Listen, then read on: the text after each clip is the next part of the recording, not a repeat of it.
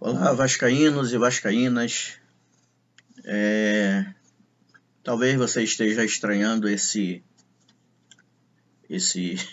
esses óculos escuros, mas essa é apenas uma maneira ilustrativa da gente iniciar esse vídeo, que deve representar muito hoje o dia que todo torcedor e torcedora vascaína possa estar passando, que é como se estivesse de luto ou então numa ressaca tremenda. E aí os olhos escuros servem para, de alguma forma, disfarçar a tristeza e os olhos inchados com tanta indignação em relação à, à incompetência, à sacanagem, à covardia, ao desrespeito, acima de tudo, que ontem o time do Vasco e todos os integrantes da comissão técnica e da gestão do futebol proporcionaram ontem ao torcedor vascaíno. Mas essa é apenas uma forma ilustrativa, apenas para a gente iniciar esse vídeo, para exemplificar um pouco o sentimento de todo torcedor vascaíno, que eu acredito que esteja assim hoje, assim como eu também, como torcedor vascaíno que sou, também estou nesse mesmo sentimento. Bom, hoje tinha tudo para ser um dia, não de alegria, porque se tem algo que o Vasco, esse time do Vasco, não nos proporcionou ao longo desse ano e no ano passado, foi alegria. Hoje, o day after do jogo de ontem, caso o Vasco tivesse vencido a partida, seria um dia de alívio. Seria o dia de ter o sentimento de ter saído das costas um peso gigantesco. E hoje poderia ser um dia para a gente já viver a expectativa de dias melhores para o Vasco a se iniciar no ano de 2023. Mas, infelizmente, o dia não está sendo como nós, ou a maioria de nós torcedores, projetamos. Infelizmente, o dia é mais um dia de tristeza, de indignação, de revolta, e o torcedor vascaíno tem todo o direito e tem toda a razão de adjetivar como ele bem entender o time, o técnico, a gestão, seja lá quem for. Porque o que aconteceu ontem foi, acima de tudo, um desrespeito ao sentimento que o torcedor vascaíno nutre por esse clube, pelo futebol do clube. Um torcedor vascaíno que é muito maltratado, que não é respeitado, né, no seu sentimento, no seu carinho, no seu amor pelo clube. Um torcedor que é muito maltratado, até mesmo para fazer algo simples e básico, que é comprar um ingresso para assistir ao jogo do seu time de coração. Passa dificuldades gigantescas, paga um plano de sócio,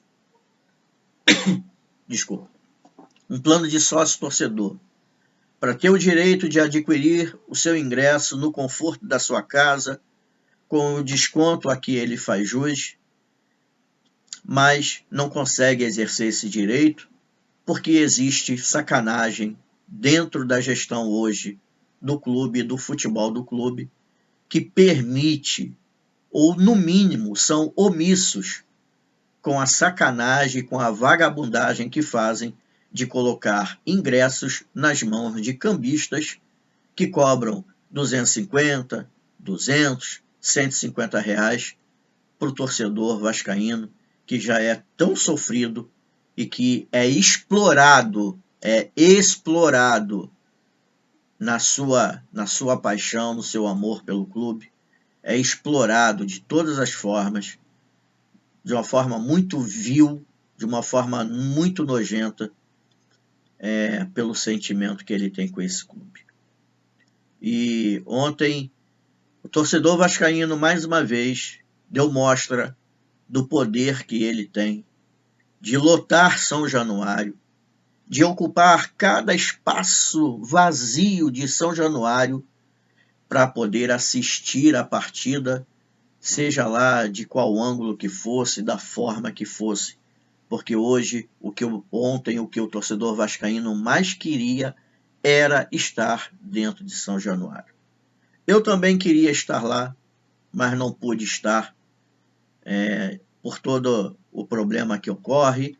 Não consegui comprar o ingresso, não consegui exercer o meu direito de sócio-torcedor, porque, infelizmente, ingressos, mais uma vez, foram para mãos de cambistas e eu, por uma questão de princípio, não compro ingressos na mão de cambistas e aí fiquei de fora do jogo.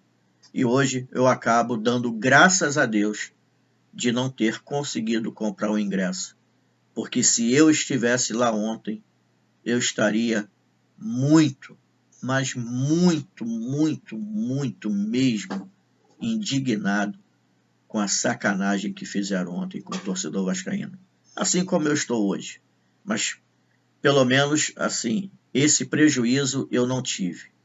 De ter saído do conforto da minha casa, ter enfrentado as dificuldades que a gente enfrenta de transporte público, depois a dificuldade de acesso que muitas vezes nós temos para chegar ao estádio, né? de passar a situação que nós passamos dentro do tempo do jogo e depois ainda, lá para meia-noite, ter que retornar para casa e com as dificuldades, né? As mesmas dificuldades da ida, só que na volta de uma forma muito mais potencializada, por causa do horário em que o jogo terminou. E é lamentável que a gente tenha que aturar isso. Nós estamos hoje passando por uma situação que nós não tínhamos necessidade de passar. E aqui eu vou emitir a minha opinião, dizendo que a gente não tinha necessidade de passar pelo que nós estamos passando hoje, e eu entendo que há um responsável para isso. Existem vários responsáveis, mas dentro do aspecto de campo, técnico, de jogo, dentro das quatro linhas, eu acho que o grande responsável é o senhor Jorginho, o treinador do Vasco da Gama, um camarada que foi jogador de futebol, que foi campeão, né, da Copa do Mundo com a seleção brasileira, um camarada que esteve dentro das quatro linhas, que jogou em grandes clubes, que ganhou muitos títulos, mas que, infelizmente, como treinador, não consegue, às vezes, enxergar coisas óbvias que um simples torcedor como eu consegue enxergar. E ontem eu participei da live, né, do pré-jogo, lá do canal do meu amigo Edinho, no Radar Vascaíno, junto com o Jorge Canelas, e a gente, quando se deparou com a escalação do Vasco, e a gente viu que ele tirou o Yuri para colocar o Palácios, nós tecemos críticas bastante contundentes, porque a gente enxergava problemas nessa alteração que o Jorginho fez. Se você pegar o meio-campo do Vasco que iniciou, o meio de campo do Vasco que iniciou ontem era Andrei, Palácios, Marlon Gomes e Nenê. Ora, estava na cara que isso não daria certo. Por quê? Porque o único jogador que tem algum poder de marcação, que é combativo e que dá uma certa segurança à dupla de zagueiros, esse jogador é justamente o Yuri.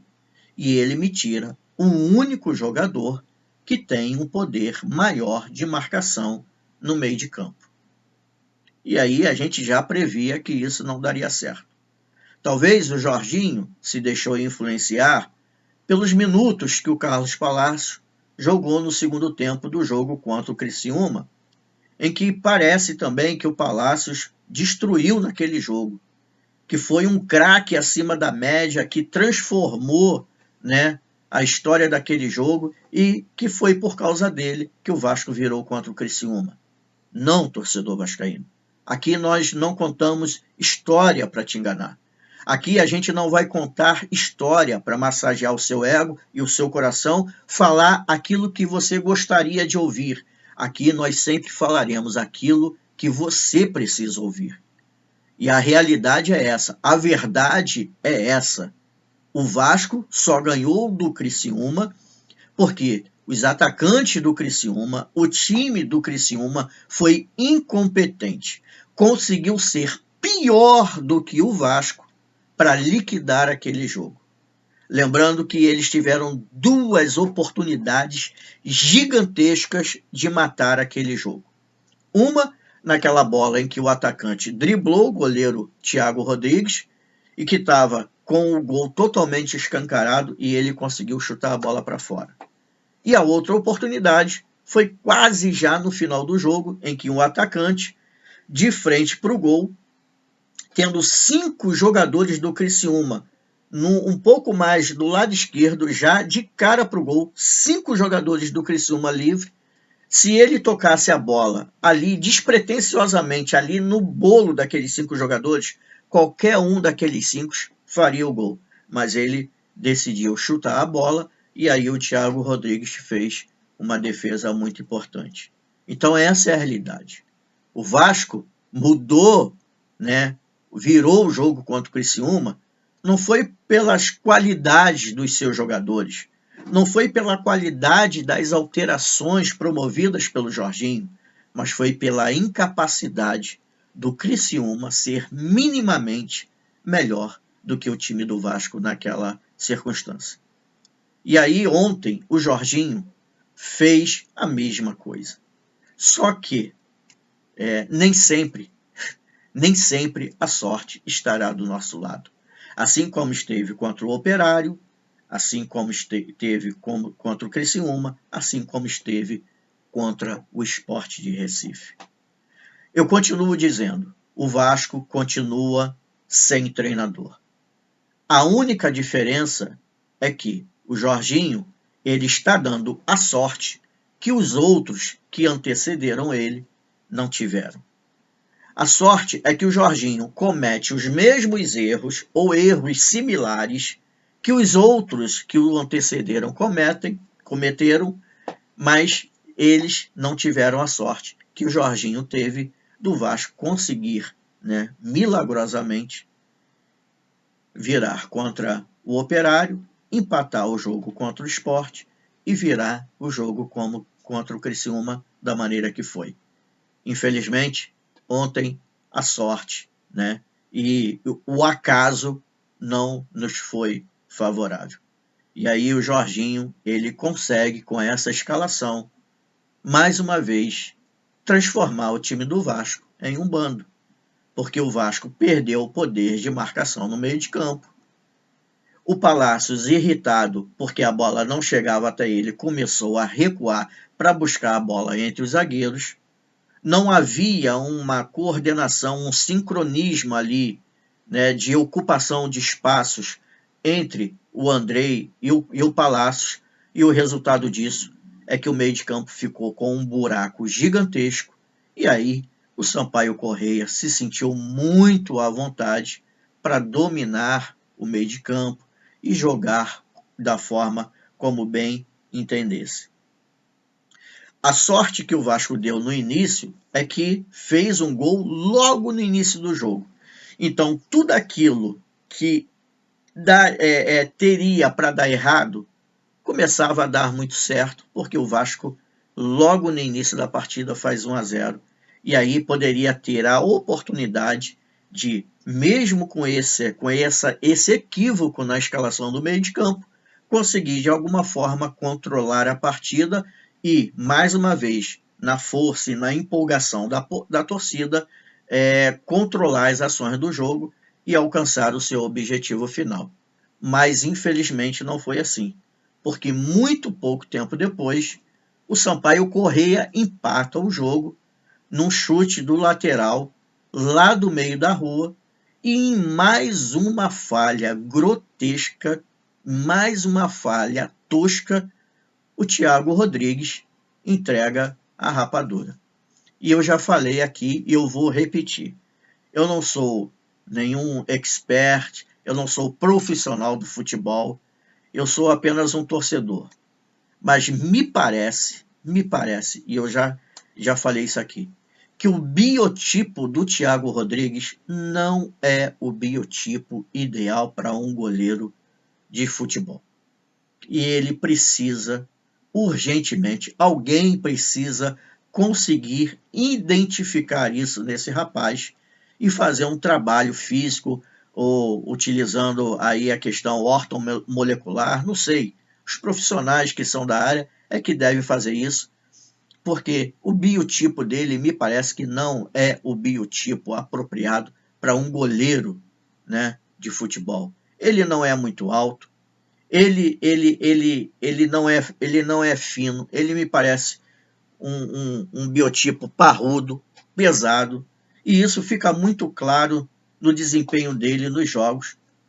Isso tem ficado muito evidente nos últimos jogos, porque o Vasco tem passado por grandes sufocos. Então, ele é lento na recuperação, na rebatida de bolas, ele é lento, né?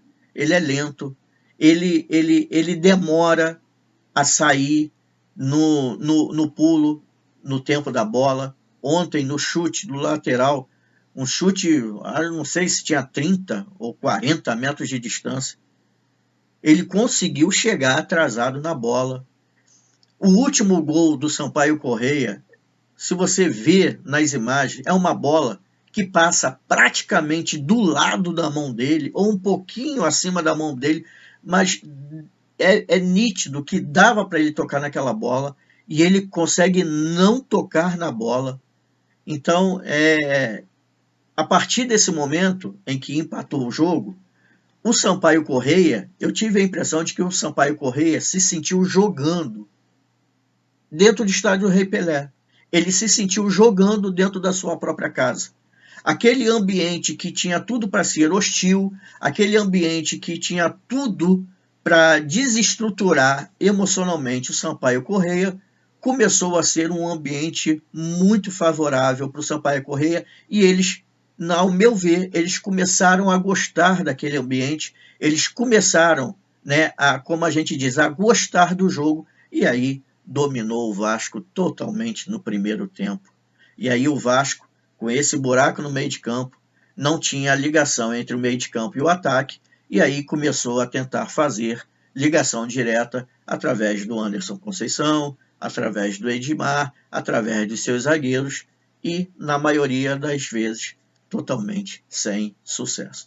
Figueiredo ainda perdeu, né, um gol, né, na cara do goleiro, que poderia ali dar, né, a virada para o jogo ainda no primeiro tempo, né, o Vasco virando nem virando, o Sampaio Corrêa ainda nem tinha empatado, poderia ter feito 2-0, mas o Vasco então foi, né, pro intervalo empatando o jogo.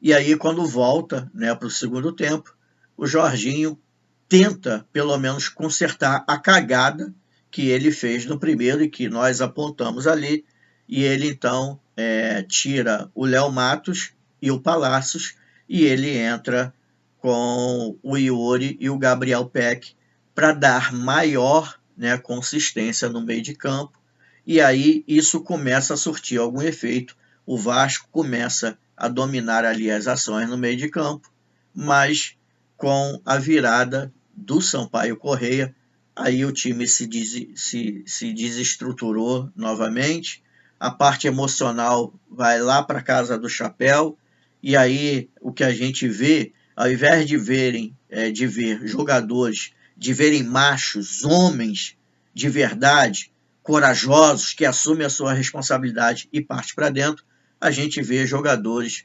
rezando, olhando para o céu, chorando, né, em plena partida, esperando que forças sobrenaturais façam por eles aquilo que eles minimamente deveriam fazer, e aí a gente vê aquele festival de horrores.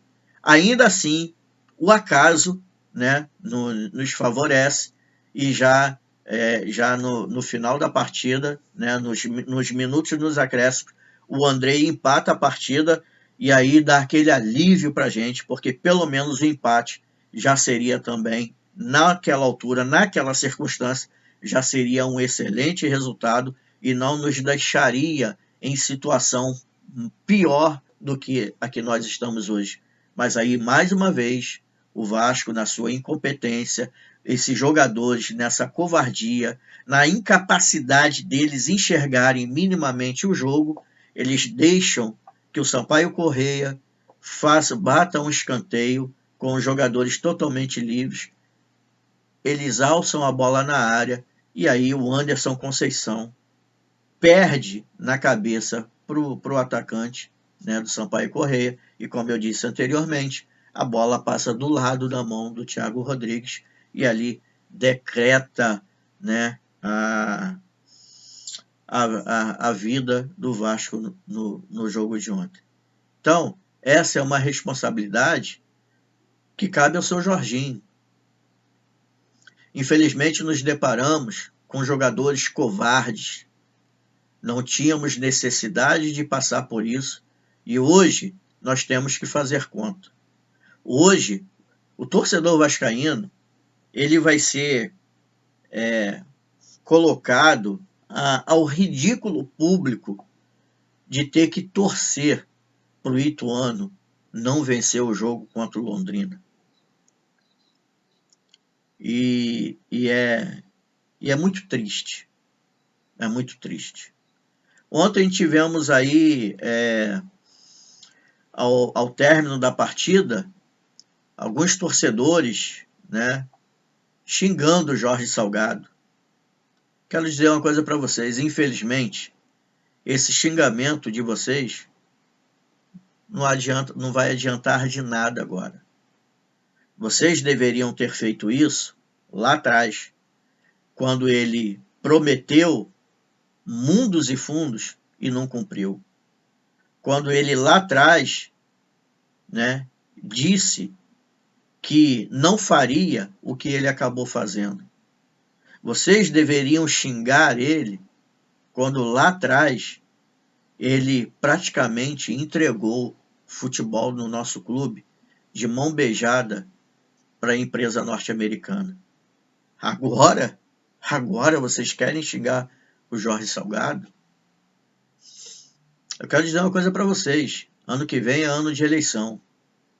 E eles estarão ali, querendo não largar o osso. Esse mesmo osso que muitos de vocês disseram que o Eurico não queria largar, que os políticos, né, que fazem oposição a essa gestão não queriam largar. O Jorge Salgado, o Carlos Osório, em 2023, eles estarão lá, querendo também não largar esse osso que vocês falaram lá atrás que os outros não queriam largar. E aí a pergunta é essa: vocês irão permitir? Vocês concordarão com isso? Mas enfim, esse papo de política é um papo para um outro momento. O que nós estamos tratando aqui é da questão do jogo de ontem, do futebol.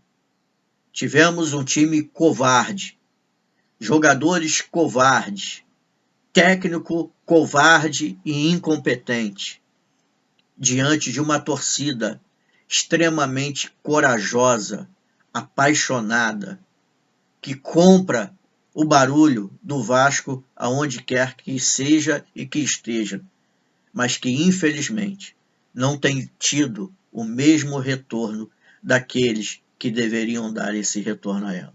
Agora, vocês que se virem, sejam homens de verdade, sejam homens de verdade, e no dia 6 de novembro joguem como homens e resolvam esta merda deste problema que vocês mesmos arrumaram. Resolvam este problema. Este problema está não nas mãos, está nos pés de vocês. Apesar de vocês não terem capacidade técnica alguma nesses pés para fazer mais do que o básico, mas resolvam este problema. Resolvam este problema. Sejam homens de verdade. E se Deus quiser que algumas pessoas tenham a lucidez necessária para entender que nenhum desses jogadores, à exceção dos garotos, do Marlon Gomes, do Andrei, do Egnaldo, do Figueiredo, até o Figueiredo eu coloco nesse bolo aí. À exceção desses garotos, nenhum tem que ficar ano que vem no time do Vasco. Nem para compor elenco. Nem Thiago Rodrigues, nem Anderson Conceição, nem Yuri Lara, nenhum deles, para mim, nenhum dos outros jogadores, à exceção dos garotos, tem que ficar e merecem ficar no Vasco. Então, cumpram com a obrigação de vocês de fazer o Vasco subir para a Série A, porque é uma obrigação de vocês. Vocês estão recebendo em dia para cumprir com o papel de vocês. Então, cumpram, porque vocês tinham vantagem suficiente para que hoje nós não estivéssemos passando por essa situação. Mas vocês foram os responsáveis por isso. E vamos ver o que acontece no dia 6 de novembro. De repente, hoje, se o Londrina vencer o Ituano, e dependendo do resultado do Sport, o Vasco pode sacramentar hoje a sua subida para a Série A. E que vexame será a gente subir porque os outros conseguem ser mais bizonhos do que nós já somos. Então esse é o recado que eu queria dar. Um forte abraço a você, torcedor e torcedora vascaíno. Eu também estou sentindo o mesmo que vocês, de forma indignada, e é por isso que eu estou me colocando aqui como uma voz de vocês nesse momento. Se você gostou desse vídeo, deixa o seu like aqui, compartilha aí nos seus grupos de WhatsApp, no seu grupo de amigos. Se você não é inscrito no nosso canal no YouTube, dê essa força, se inscreva, nos ajude a levar a nossa opinião, a nossa verdade ao maior número de torcedores. Se você ainda não nos segue lá no nosso perfil no Instagram, dá uma força também, segue a gente lá no Instagram também, que a gente é bastante ativo lá, e acione aí o sino de notificações para que toda vez que tiver um vídeo novo como este aqui, você possa ser notificado e aí ter acesso ao nosso conteúdo. Tá bom? Bom, pessoal, espero que a gente tenha sacramentado o nosso objetivo final, que é o de subir, e vamos, infelizmente, ter que passar por essa ressaca que nós estamos passando hoje. Minha solidariedade a vocês. Saudações vascaínas.